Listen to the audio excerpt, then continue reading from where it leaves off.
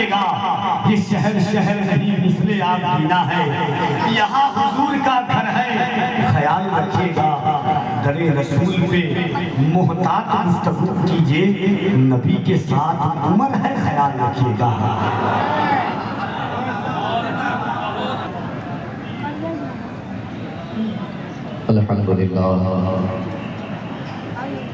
الحمدللہ الذی ہدانا نظام الحیات ووفقنا سبیل النجاة والصلاة والسلام علی محمد صاحب الآیات والمعجزات وعلى آلہ واصحابہ الذین نالوا درجة الحسنات والکمالات، اما بعد فاعوذ باللہ من الشیطان الرجیم، بسم اللہ الرحمن الرحیم، اقرأ باسم ربک الذی خلق، صدق اللہ مولانا العظیم وبلغنا رسولہ النبی الامین المطیع المبین الکریم، ونحن على ذلك لمن الشاهدین والشاکرین والحمد للہ رب العالمین۔ اور کیا خدا تجھ سے اعلیٰ مقامی مانگوں، اور کیا خدا تجھ سے اعلیٰ مقامی مانگوں، صرف سرکار مدینہ کی غلامی مانگوں، کچھ سلیقے سے اگر شیریں کلامی مانگوں، فکر حافظ لب خسرو دل جامی مانگوں۔ برادران ملت اسلامیہ بغیر کسی تمیز کے پڑے درود پاک اللہم صلی علی سیدنا مولانا شفیعنا حبیبنا نبینا محمد وآلہ وسلم، صلو علیہ صلاۃ دائما علیکہ یا رسول اللہ صلی اللہ تعالی علیہ وسلم۔ حمد و صلاۃ کے بعد منبر نور پر تشریف فرما مقتدر معزز محتشم معقر علماء ذوی الکرام، حفاظ کرام، عالم دین، شعراء اعظام، خطیب محفل،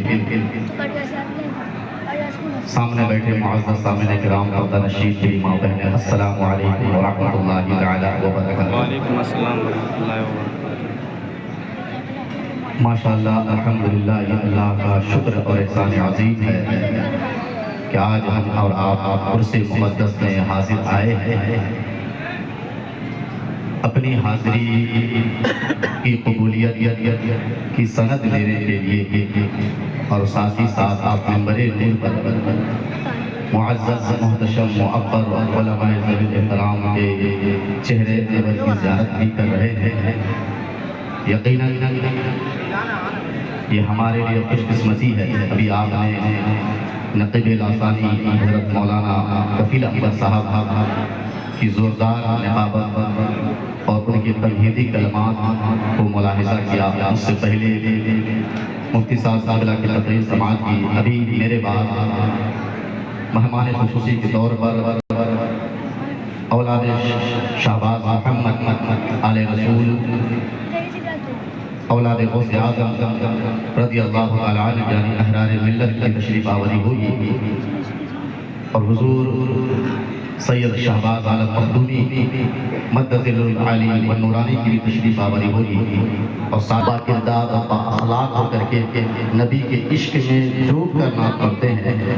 ماشاءاللہ آپ ان سے بھی ملاقات کریں گے۔ برادران ملت اسلامیہ، میں نے جس آیت کریمہ کی تلاوت کا شرف حاصل کیا، اقرأ باسم ربک الذی خلق، یہ قرآن کی سب سے پہلی آیت ہے، اور اس کا نزول غار حرا میں ہوا، اللہ کے رسول صلی اللہ علیہ وسلم کے سینہ اقدس، اور الحمدللہ اللہ کا شکر ہے، اللہ نے یہ موقع دی، ہمیں عنایت فرمایا کہ جس غار میں یہ آیت نازل ہوئی، کچھ دن پہلے ہم لوگ اس غار کو دیکھ کر کے آئے۔ ماشاءاللہ یہ اپنی قسمت پر ناز جتنا ہم کرے کم ہے۔ مجھے اس بات کا تو احساس ہو گیا کہ وہاں نہ دولت لے کر کے جاتی ہے، نہ شہرت لے کر کے جاتی ہے، نہ اقتدار لے کر کے جاتا ہے، اور نہ ہی پبلسٹی لے کر کے جاتی ہے۔ اگر مدینہ کوئی چیز لے کے جاتی ہے تو وہ محبت رسول ہے، میرے آقا کی چاہت ہے، میرے آقا نبی کریم صلی اللہ علیہ وسلم کا پیار ہے۔ اگر پیار نبی کریم صلی اللہ علیہ وسلم کے پیار میں اٹھتے بیٹھتے ہیں، ان کی محبت کا دم بھرتے ہیں اور درود شریف کو اپنا وظیفہ بنا لیتے ہیں، تو یقیناً آپ ایک نہ ایک دن اللہ کے رسول کی بارگاہ میں آپ کی حاضری ضرور ہے۔ میں نے سوچا جب میں نے مکے اور مدینے کی وادیوں کا ملاحظہ کیا تو مجھے یہ فتن دور یاد آیا، کیونکہ جتنے حضرات گئے ہیں، آپ حاجی صاحب علامہ زین العابدین صاحب سے پوچھے، علامہ کفیل صاحب سے پوچھے، اور جتنے لوگ ہمارے گھر امام صاحب سے پوچھے، وہاں جانے کے بعد انسان سمجھتا ہے کہ ہم ایک الگ دنیا میں آ گئے۔ وہاں چکا چوندھ بھی ہے، وہاں حسن کے بازار بھی ہے۔ میں اپنی تقریر کا عنوان اسی طرف لے کر کے آ رہا ہوں۔ مجھے یاد ہے کہ الحمدللہ یہ آپ کمیٹی والوں کا شکر گزار ہوں، ہمارے قائد صاحب جتنے بھی احباب ہیں شکر گزار ہوں کہ آپ ہر سال مجھے اس تقریر کو چھوٹے پھوٹے الفاظ میں کچھ بولنے کا موقع دیتے ہیں۔ میں سمجھتا ہوں اور میں ہمیشہ سمجھا ہے کہ یہ جو قوم یہاں پر آئی ہے، آپ جو آئے ہیں، آپ کو کیا میسج ملتے ہیں۔ ہمیشہ جب سے پوسٹر نکلتا ہے تو میرے ذہن و دماغ میں یہ فکر گھر کے رہتی ہے کہ آپ کو اس عرص مقدس میں کیا میسج ہے۔ الحمدللہ دیے ہوئے وقت پر میں اپنی تقریر کو ختم کروں گا۔ وہاں چکا چوندھ بھی ہے، حسن کا بازار بھی ہے، لیکن جب ایک سچا عاشق وہاں پہنچتا ہے تو وہاں پھر اعلیٰ حضرت کے شعر کو اپنے ماتھے کا غازہ بناتا ہے اور سر کا تاج بناتا ہے کہ حرم کی زمین اور قدم رکھ کر چلنا۔ آپ حضرات بول سکتے ہیں سبحان اللہ، حرم کی زمین اور قدم رکھ کے چلنا، ارے سر کا موقع ہے وہ جانے والا۔ اللہ اکبر، یعنی جب جاتا ہے جس کے دل میں سچی لگن رہتی، ورنہ انسان کو چپل پہن کر کے طواف کرتا ہے، ورنہ انسان کو ایسے کیا ہے یوٹیوبر لوگ جاتا ہے۔ میں نے سوچا یا رسول اللہ، آپ سارے ہرا پر جو اتنے اونچائی پر ہے، آپ جبل نور پر جس کی اونچائی بہت زیادہ ہے، آپ غار ثور میں اللہ کی عبادت کرنے کے لیے ہجرت کے موقع پر اتنے لمبی اونچائی پر آپ چڑھے اور غار ہرا میں بار بار آپ جا کر کے عبادت کیا کرتے تھے۔ اے اللہ کے رسول، آج ہمیں چڑھنے میں اتنی دشواری ہو رہی ہے، میرے آقا آپ اسلام کے خاطر، اسلام کی تبلیغ کے خاطر، ہم گنہگار امتیوں کو بخشوانے کے خاطر آج یہ ایسی لگی ہے، لیکن وہ دور کیسا دور ہوگا، وہ کتنی پتھریلی زمین ہوگی، وہ کتنے جان کھانے والی دھوپ ہوگی، وہ کتنی تپش والی دھوپ کی حرارت ہوگی، جو آج انسان دین میں نکلنا مشکل ہو جاتا ہے۔ اے میرے آقا، آپ عبادت کرنے تو جا رہے ہیں، زمین پر نہیں بیٹھ رہے ہیں، بلکہ جب اللہ کی عبادت کرنے جا رہے ہیں تو غار حرا میں جا کر کے اونچائی پر اپنی امت کی یاد آ جا کر کے ہو رہے ہیں، جہاں انسان کو ایک مرتبہ چڑھنے میں 2 گھنٹہ لگتا ہے۔ میرے آقا، آپ کے اندر کتنی محبت تھی اپنے امتی کی کہ اگر غار حرا میں جا کر کے اللہ کی یاد آنسو بہانا پڑے تو بہاؤں گا، مگر اپنی امتی کو بخشا دیا۔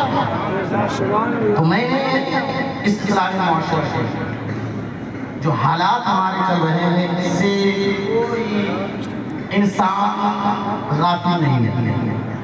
آج ہم تنزلی کے شکار ہیں، آج ہم پسماندہ ہیں، آج ہم ذلیل و خوار ہیں۔ جو انسان عزت دینے آیا تھا، جو انسان منتوں کا کاسہ بھرنے کے لیے آیا تھا، جو انسان ایک پل مذکورہ چہرے پر مسکراہٹ کا سر چشمہ دیکھ کے آیا تھا، آج ہم ایک خوشی کے لیے، ایک مسکان کے لیے، ایک ترقی کے لیے، ایک اقتدار کے لیے در در کے بھکاری کر رہے ہیں۔ ایک سروے کے مطابق ہر روز اہل اسلام کے درمیان 6000 جلسے ہوتے ہیں، 6000 جلسے ہوتے ہیں، اور اس 6000 جلسے میں لاکھوں روپے خرچ ہوتے ہیں۔ اب توجہ سنیں، لاکھوں روپے خرچ ہوتے ہیں، اور اس میں ہماری تقریر بھی ہوتی ہے، آپ حضرات کی تشریف آوری بھی ہوتی ہے، لیکن پھر بھی انسان آج اتنی تنزلی کا شکار کیوں ہے؟ پتہ یہ چلا کہ انسان کے دستار میں اثر رہ گیا ہے، کردار میں اثر نہیں ہے۔ اسٹڈی جب آپ مطالعہ کریں گے تو پتہ چلے گا 4 ایسے اسٹیپ ہیں، 4 ایسے اسٹیپ ہیں جو انسان کو ترقی کی شاہراہ پر لے کر جا سکتے ہیں۔ کتنے اسٹیپ ہیں حضرات کو؟ 4۔ میری تقریر کے بعد آپ کو میری تقریر کے ایک ایک لفظ اور ایک ایک پوائنٹ یاد ہوگا۔ کل اگر آج پوچھا جائے گا آپ اس سے مقدس کریں گے، اور یہی اصل مقصد ہے۔ اس سے مقدس کا محاصل اور نچوڑ اور خلاصہ یہی ہے جو آپ نہیں کر رہے ہیں، ورنہ حضور اکرم نور مجسم صلی اللہ علیہ وسلم کہ جس سے جو انہوں نے اپنی حیات طیبہ میں مصیبت اور تکلیف آئی اس سے تو ہم کو ضرور ہے کیا کریں۔ 4 پوائنٹ ہیں۔ سب سے پہلا پوائنٹ، اگر قوم ترقی کرے، چاروں میں سے کسی ایک کو پکڑ لے انسان ترقی کر لے گا، قوم ترقی کرے گا۔ پہلا ہے ایجوکیٹڈ ہونا۔ اگر کوئی قوم ایجوکیٹڈ ہے، ترقی علم یافتہ ہے، تو وہ قوم ترقی کر لے گی۔ پہلا کیا ہے؟ ایجوکیٹڈ ہونا۔ آج ہمارا حال یہ ایسا ہے کہ آج ہم ایک دلت سے بھی علم میں پچھڑے گنے جاتے ہیں۔ آپ کہیں مولانا صاحب کس علم کی بات کر رہے ہیں؟ ابھی میں ماڈرن علم کی بات کر رہا ہوں، اس کے بعد آپ کو مکتب کی طرف بھی لے کر کے جاؤں گا۔ 42% مسلمان اس ہندوستان میں سچر چیریٹی کے 2006 میں شاید ایک جنگنا کیا گیا، اور اس میں سے جسٹس سچر نے اس پورے چیز کو آرگنائز کیا۔ 405 صفحے کا یہ ہے، یہ پورے کمیٹی کا جو ریسرچ ہے 405 پیج کا، جو ہمیں پڑھنا چاہیے تھا، ہمارے قوم والوں کو کر کے کسی دوسرے نے دے دیا، اور اس میں یہ لکھا گیا کہ مسلمان 42% علم یافتہ نہیں ہے۔ 100 انسان میں 96% بچہ مسلمان جاتا ہے، اسکول جاتا ہے، جس میں صرف 4 بچہ ایسا ہے کہ اسکول کا منہ نہیں دیکھتا، اور اس میں سے آدھا ایسا ہے جو کہ بیچ میں جا کر کے اسکول کا ڈراپ آؤٹ کر دیتا ہے۔ کیا بات ہے؟ میں آپ کو آج الفاظ کے درجےدار الفاظ میں پھنسانا نہیں چاہتا، میں چاہتا ہوں صحیح آپ کے ذہن میں جو قوم ترقی کیسے کرے گی، جب اسٹڈی کریں گے آپ، سب سے پہلا انسان ترقی کے لیے اگر کوئی چاہے تو اس کو سب سے پہلے ویل ایجوکیٹڈ ہونا پڑے گا۔ If people are educated, he can conquer the whole world۔ اگر ایجوکیٹڈ انسان، لیکن مسلمان کا 42% مسلمان ہے، یعنی آدھا انسان ایسا ہے جو 12ویں کلاس ادا کر کے پڑھائی نہیں ہوتا۔ اب کیوں چھوٹا یہ بھی آپ کو میں بتاؤں گا، چھوڑ دیتے 100 انسان، 100 بچے میں سے 4 بچہ ایسا ہے جو کہ اسکول کا منہ دیکھنے دیکھا۔ آپ کے یہاں اسکول ہے، یہاں پر دیکھیں، یا بغل میں اسکول ہے، یہاں پر آپ بتائیے کہ آپ کے علاقے میں اتنے اسکول ہیں، کتنے بچے انجینئر ہیں، کتنے بچے IAS ہیں، کتنے بچے ڈاکٹر ہیں، کتنے بچے MBBS کی کیا ہے تیاری کر رہے ہیں۔ How many children are preparing MBBS, IAS, UPSC آپ ذرا بتائیے کتنے بچے ہیں؟ آپ یہ بھی نہیں بتا پائیں گے کہ کتنے بچے نے اس سال میٹرک کا ایگزام دیا اور ٹاپر کیا کہ نہیں کیا۔ یعنی آدھا بچہ ایسا ہے 12ویں کلاس پڑھ کر کے وہ چلا گیا۔ یہ ہمارے ماڈرن انگلش ماڈرن۔ اب دوسری دینی تعلیم اگر آپ چاہیں تو ہمارے درمیان ایسے مدارس اور مکتب ہے جس میں سے انسان حافظ کا لیول تو لگا لیا لیکن صحیح سے قرآن پڑھنے نہیں آتا۔ انسان اپنے آپ کو ادھیر عمر میں لے کر چلا گیا، لیکن مکتب میں شین اور سین میں کیا تمیز ہے یہ بھی فرق نہیں پڑا، سواد اور سین میں کیا فرق ہے یہ بھی پتہ نہیں ہے۔ آج ہم اور آپ زکات دیتے ہیں، آپ زکات دے رہے ہیں، لیکن سورس بھی مدرسے میں ہے، لیکن جو کوالٹیز ہونی چاہیے پڑھائی میں وہ ہم زکات اور فطرے کے پیسہ کھا رہے ہیں، لیکن اپنے بچوں کو کسی مصری کاری کے سامنے یا کسی ایسے اچھے قوم میں جس نے اچھے ادارے میں جا کر کے پڑھا ہے، ہمارا بچہ وہاں کھڑے ہو کر کے الحمدللہ نہیں پڑھ سکتا۔ یہ ہم نے اپنے قوم کو لوٹنے کا سامان مہیا کیا۔ اسکولنگ میں کام کرنے کی ضرورت ہے، ہمیں کالج بنانے کی ضرورت نہیں ہے، ہمیں سب سے پہلے اسکولنگ میں کام کرنے کی ضرورت ہے۔ اور آج اسکول بھی اگر ہم بناتے ہیں تو اس میں تھرڈ کوالٹی کی پڑھائی دے رہے ہیں، تھرڈ کوالٹی فیس لمبی لیتے ہیں لیکن تھرڈ کوالٹی پڑھائی۔ ہمیں کہیں نہ کہیں یہ سبق سیکھنا چاہیے عیسائیوں سے۔ آج پورے بھاگلپور میں سارے لوگ عیسائیوں کے سامنے کھڑے ہو کر کے اسے اپنا فادر کہنے پر مجبور ہے. رسول کا آئے ہوئے ہمارے جتنے ایجوکیٹڈ لوگ ہیں فادر کہنے کے میں نہیں بیٹا بتاؤ اسکول کے پرنسپل کو تم کیا کہتے ہو؟ فادر. میں نے کہا how many father? Two father, one father in our house and one father in our school. یعنی یہ کرسچن کبھی بھی اپنے ایجوکیشن کوالٹی پر کبھی بھی کمپرومائز نہیں کرتا. یہی وجہ ہے کہ ہر انسان وہاں جھکتا ہوا جا رہا ہے. ہر انسان اپنی کیا ہے دولت بڑھاتا ہوا نظر آ رہا ہے. اگر جب اس کا بیٹا فیل ہو جائے الٹا وہ گارجن کو ڈانٹتا ہے لیکن گارجن کچھ تک نہیں کر پاتا ہے. وجہ یہ ہے کہ ہمارے قوم کے اندر پیسہ تو ہے، ریسورس تو ہے. اگر ہم چاہیں تو زکات اور فطرے پر بھی اچھی کوالٹی لے سکتے ہیں لیکن ہم نے صرف سکھایا ہے اس کی کوالٹی نہیں کیا جس کی وجہ سے ہمارے قوم کے پیرنٹ گارجن اس عیسائی کے سامنے جھکنے پر مجبور. پہلا کلمہ. دوسرا ہمارا اتحاد. ہم مسلمانوں کو سیسا پگھلائے ہوئے دیوار کی طرح بننا پڑے گا. آپ ذرا یہ بتائیے کہ ہمارے اندر اتحاد نہیں ہے. دوسرا اگر اتحاد کو آپ دیکھیں آج ہم نے اسلام کو مساجد کے نام پر بانٹا، سلسلے کے نام پر بانٹا، خانقاہوں کے نام پر بانٹا، برادری کے نام پر بانٹا، ذاتات کے نام پر بانٹا، لینگویج کے نام پر بانٹا، مذہب کے نام پر بانٹا. آج ہم نے اخلاق کے نام پر بانٹا، غریبی اور امیری کے درمیان اسلام کو بانٹ دیا.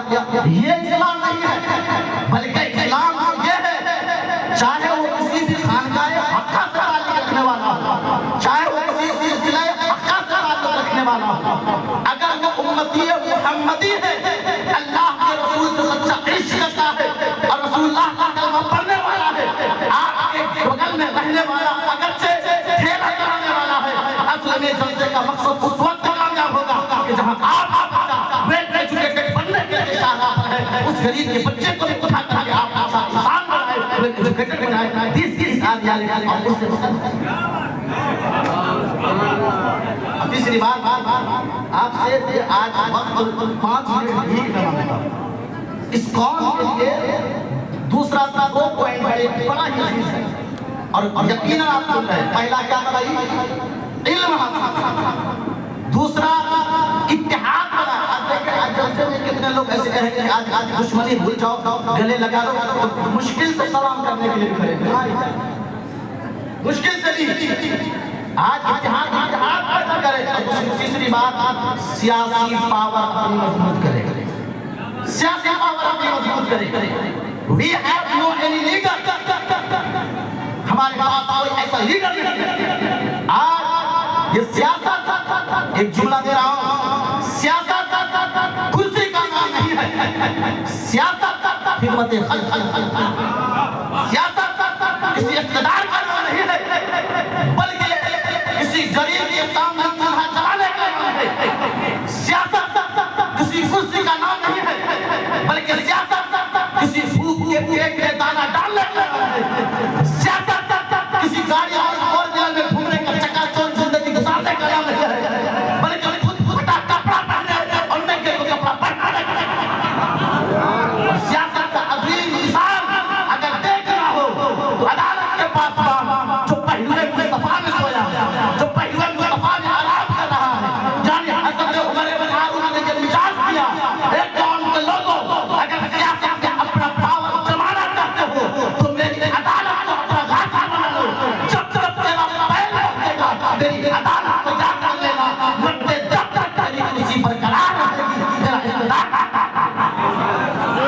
دو کپڑے میں پوری زندگی گزار دیا لیکن غریب کو